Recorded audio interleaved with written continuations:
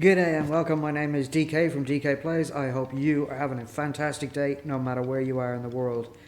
Today we work on the sugarcane bamboo farm. Not going to do the same as we did at the starter base, we're going to do a completely different build. And it's 100% lossless, which is absolutely fantastic. Original design is by Tango, but I've had to modify it slightly for bedrock. I'll let you jump into the time lapse, and then when we come straight out of the time lapse, we'll jump into a bit of a tutorial on it. Because I lost the footage for the very start when I was building it, as I explained it, and yeah, I thought it'd just be easier to make a tutorial for it. And then, as you can see behind me, we've got a bit of a storage happening, a start of a storage happening. Got a little bit more along the wall here, just so I can define what I actually need to store before I build the whole thing. Need to find out exactly how many items we have to store. So the first block over here behind me is for the Guardian farm. The middle one is for sugar, 3 for sugarcane, 3 for bamboo, and the other one, the first one, is for fish, and I haven't decided what the rest are going to be yet. Yeah, so jump into the time lapse and I'll see you on the other side.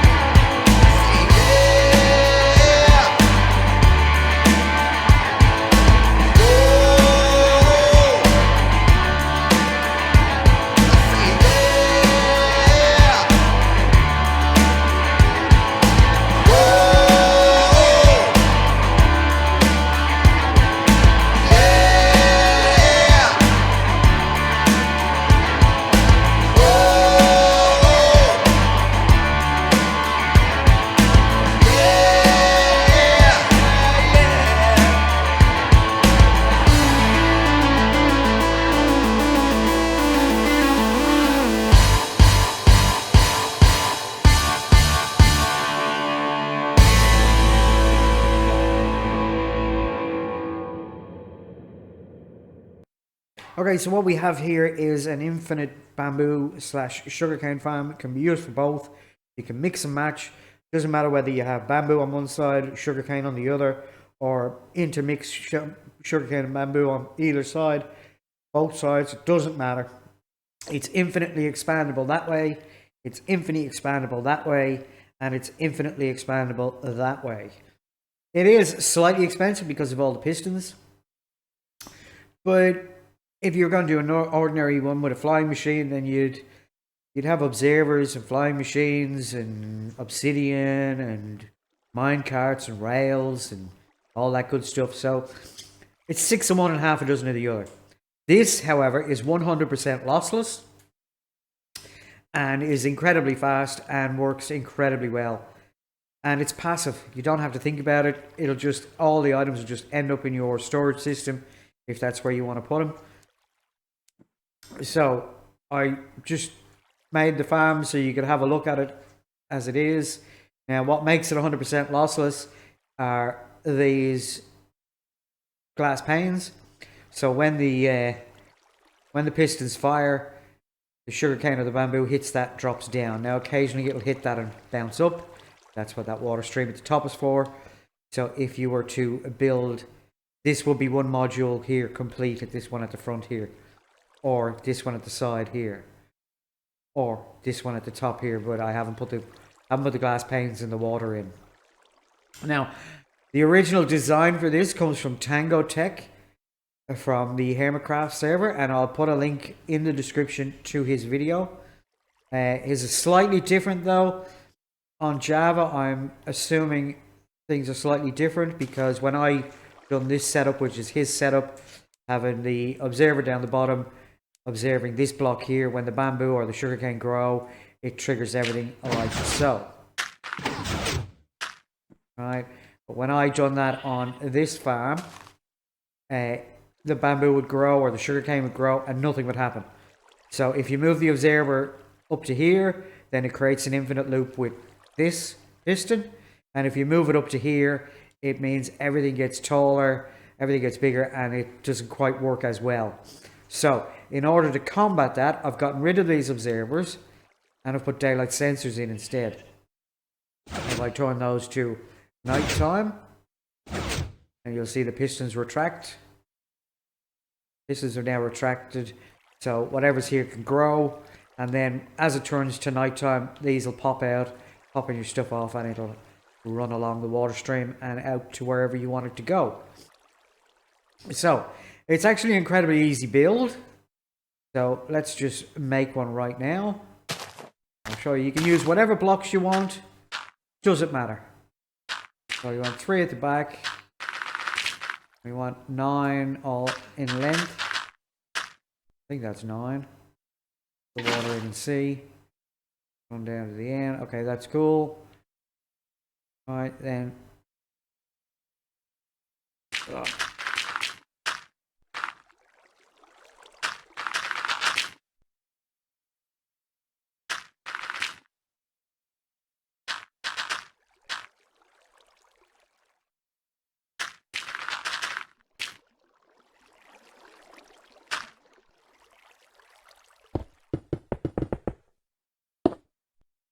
You want 8, 1, 2, 3, 4, 5, 6, 7, 8.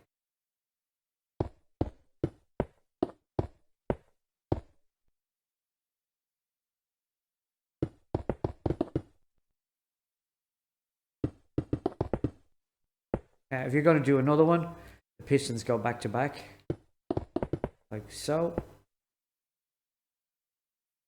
And then that on top.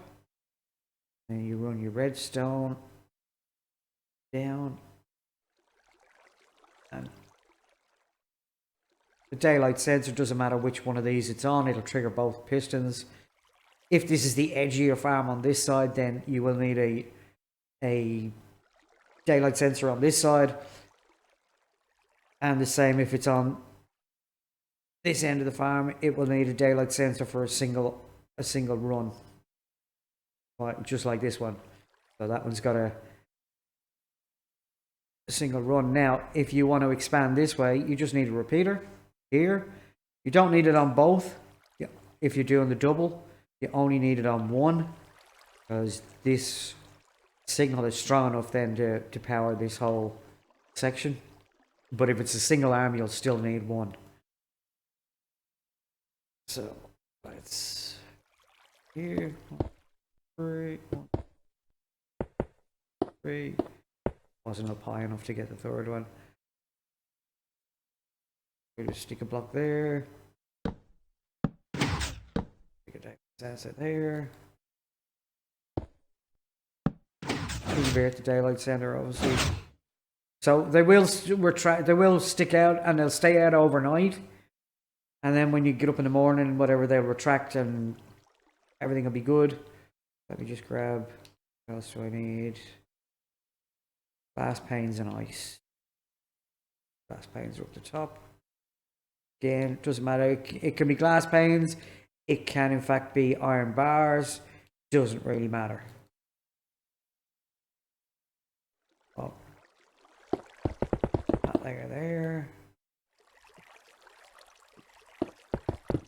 That layer there. And then you're going to put a row of dirt here. So if you're going to expand upwards, The new pistons can go on top of these for the next row. I could place blocks, that'd be fine. Right, and then water source against there, and that'll flow all the way down there, and then you just want to get rid of these.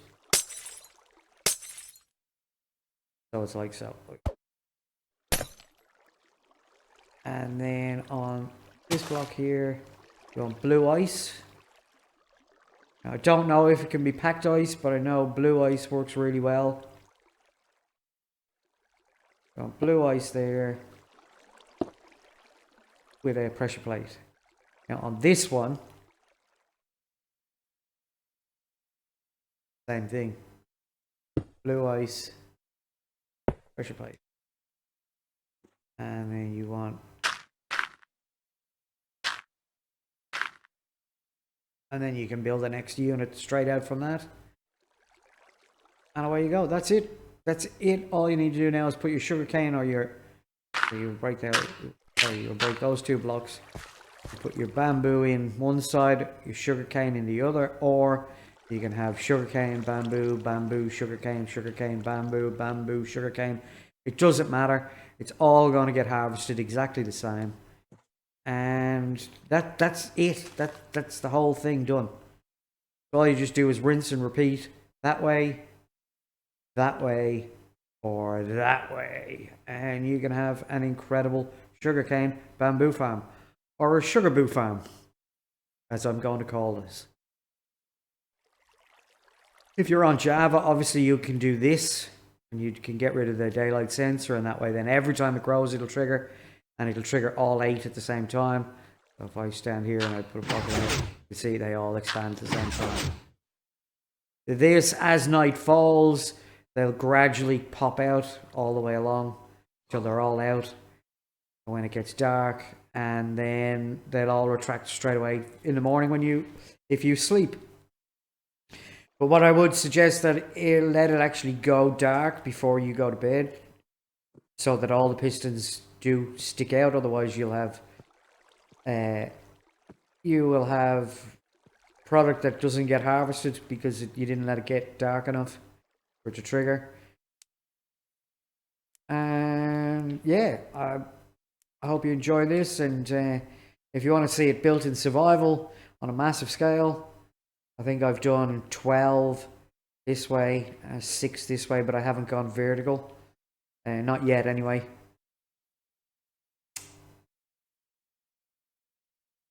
So I hope this comes in of value for you. And as I said, I'll link to Tango Tech's original video in the description. Go and have a look at it. It's a really good farm. It's exactly the same as this, just in better blocks, I guess. I just wanted to make it out of whatever blocks. It doesn't matter, as long as you got the right combination and the right sizes and whatnot. Everything's good. Doesn't matter what blocks you actually make it out of. Anyway, have yourself a great day, and I'll either see you on going back to the video that we're in, or this will be a standalone video all by itself. Anyway, whichever way it is, my name is DK from DK Plays. Have yourself a fantastic day, no matter where you are in the world, and bye now. Okay, so I decided to run the sugarcane farm water stream from that end down to this end, and then connect it in to the Guardian Farm hoppers. And I'll explain why. Let me just pop up here. So they just come down there from the sugarcane farm, and they flow into these hoppers here, and then flow along. Now, the reason why I've done that instead of coming in over there and dropping straight down was because if I turn the Guardian Farm off like I have at the moment, because the storage is getting full, it means that I've got this whole big massive hopper line, all these hoppers and all those hoppers to fill up before we start losing sugarcane and bamboo.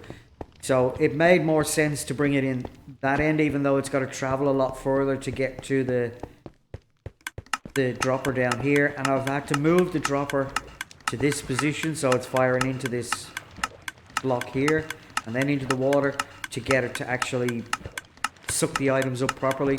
It was in there facing down.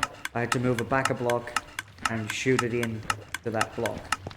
And as you can see, the bamboo is coming in quite steadily. Sugarcane as well. Bamboo is incredibly quick in this farm. So this takes up a whole level, which is fantastic, and that's exactly what I wanted. So each one of these, each water stream is 2 sections, as you can see, and it goes all the way along. I think there's 6 sections long by 12 sections that way. Now, this is infinitely expandable this way as well, but I don't think we're going to need any more than what we've got here. This is probably too much, but I had the space, so I thought I might as well do it. Anyway. So you can see now our sugarcane is coming in quite regularly. Going up, that's another one for sugarcane, and then we've got the bamboo here, and it's nearly full in the first one. And I've got 3 times 4, so that's 12 double chests for bamboo and 12 double chests for sugarcane. And as you can see, I've had to modify the water stream up here as well. So I had it 8 long, and I took 2. Oh well, I took this one out and decided to put blue ice in and a slab just to get it to flow across. And then obviously I made a 3rd section, and the first section is nearly full with fish in there.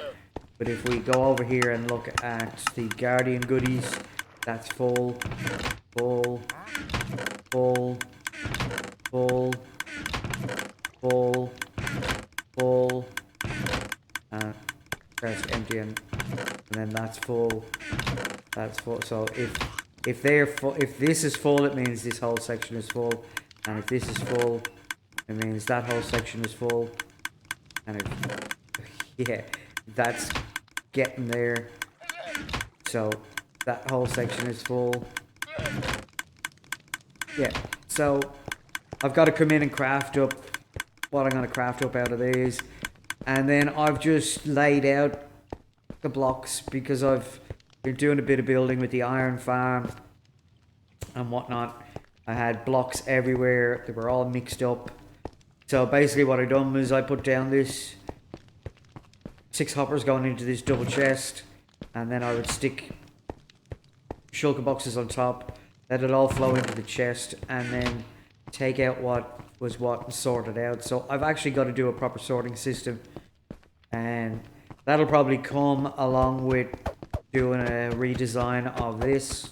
This is coming along just fine. We're starting to get quite high up in this mending station now. So we've got 3 double chests full, 4 double chests full. So we're nearly on to the 5th, and then we'll have 3 more to go, 3 more double chests to go. So once this is full, this is going to give us, so at the moment, the lever on the side, you can see that as it cooks, it drops them out. So if I click that lever, it will hold them in here. It won't put any more in here. It won't put any more fuel in. So basically it locks the whole system. And where do we get a second one? So we're at level 117 3/4.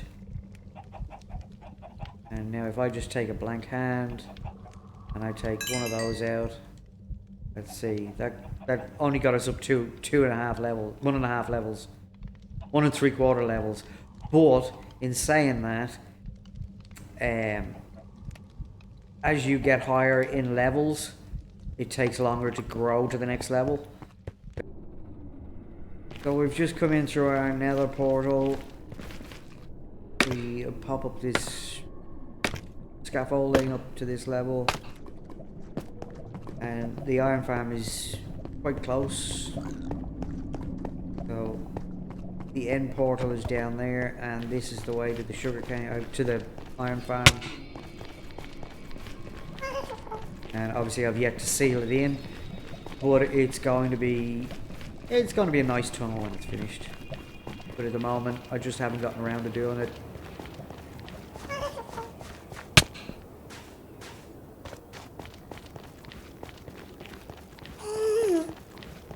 Now the nether portal for the iron farm is turned the other way because it wasn't linking up properly and it was causing me problems, but as soon as I turned it this way, it linked up perfectly.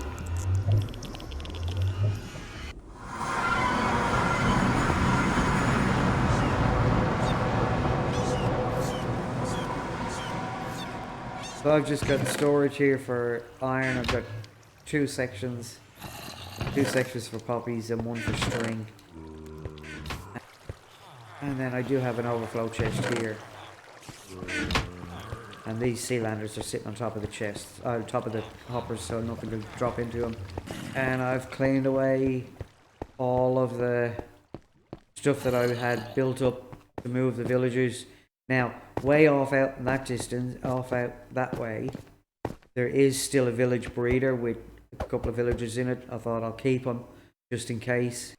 This was the original AFK spot that was supposed to be for all 4 farms, so you would stand here and it would activate all 4 farms, but I don't need it. And what I found was that by standing down here, if I stand down here on this block, facing this second chest, this is a much better AFK spot. This gets me far more iron than standing up there. Well, welcome back after that time lapse and the tutorial. Hope you found it interesting. I hope you found it useful. Let me know in the comments section if it is of any use to you. Now, next episode, I think we're going to get rid of this temporary smelter and make a proper smelter. This one was just temporary. I needed a lot of glass, so I just threw this together. It didn't work very well. It kind of fills the first hopper and the first furnace when it's sitting there filling up the chest minecart, and then the last one didn't fill either because the switch is in the wrong place or the lever is in the wrong place and it's blocking the hopper from going in there. So yeah, gonna rework this, better design, and that'll be the next episode. But anyway, that's today's episode. I hope you've enjoyed it. Please come back and join me again real soon. Hit the like, subscribe, notification bell. And if you're in the first 100, please remember to hit me up in the comment section and let me know that you're in the 100 so you go into the draw for the HDMI capture card. Bye now.